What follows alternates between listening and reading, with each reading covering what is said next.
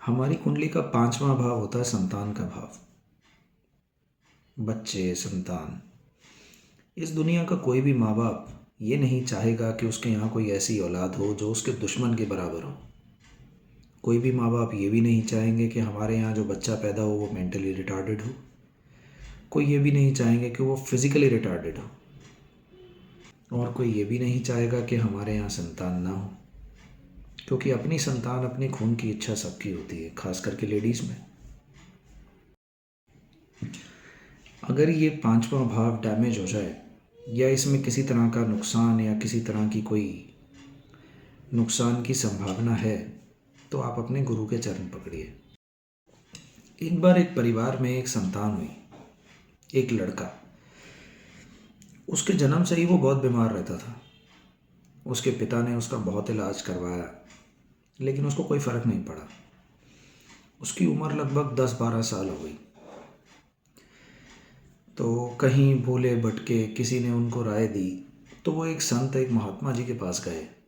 इस तरह से मेरा बच्चा है, 10-11 साल हो गए, मैं तो इसका इलाज कराते कराते थक गया हूँ, अब महाराज कोई निवारण कीजिए। उन्होंने उनके सर पे हाथ रखा और ध्यान में उस आदमी को, वो पिता को अपने पास्ट में ले गए। उस पिता ने क्या देखा कि एक गांव के अंदर एक शादी हो रही है। वहाँ पे 2 भाई हैं। वो शादी के दौरान में एक भाई दूसरे भाई को कमरे में लेके जाता है थोड़ा सा दूर, और वहाँ जाके उसको मार देता है जान से। और उसको ये कहता है कि मेरे पिता के मरने के बाद तू मेरी सारी संपत्ति लेना चाहता था, इसलिए मैंने तुझे मार दिया। ये देखते ही वो घबरा के उसकी आंखें खुलती हैं और वो गुरु महाराज ये कहते हैं कि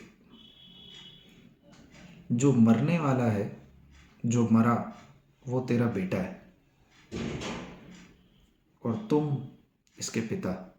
ये तुमसे वो हिसाब लेने आया है। जो कुछ भी इसके हक का तुमने उस जन्म में भोगा, इस जन्म में तुम्हें वो सब उतारना पड़ेगा और ये उसका हिसाब ले रहा है तुमसे।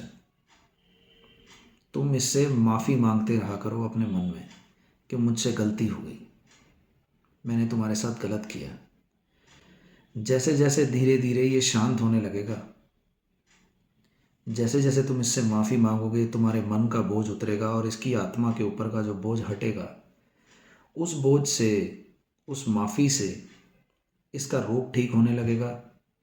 या तो इसका रोग ठीक हो जाएगा, ये बिल्कुल स्वस्थ हो जाएगा और तुम्हारी ज़िंदगी सुखी हो जाएगी, तुम्हारा हिसाब चुकता हो जाएगा। नहीं तो ये इस दुनिया से चला जाएगा। ये है हमारी कुंडली का 5वां भाव। अगर आपकी कुंडली का 5वां भाव डैमेज है या उसमें किसी भी तरह की कुछ प्रॉब्लम है, आपके भाग्य का स्थान, आपकी संतान का स्थान, तो किसी गुरु के चरण पकड़िए, किसी महात्मा के चरण पकड़िए। उनके बिना इसका निवारण नहीं हो सकता।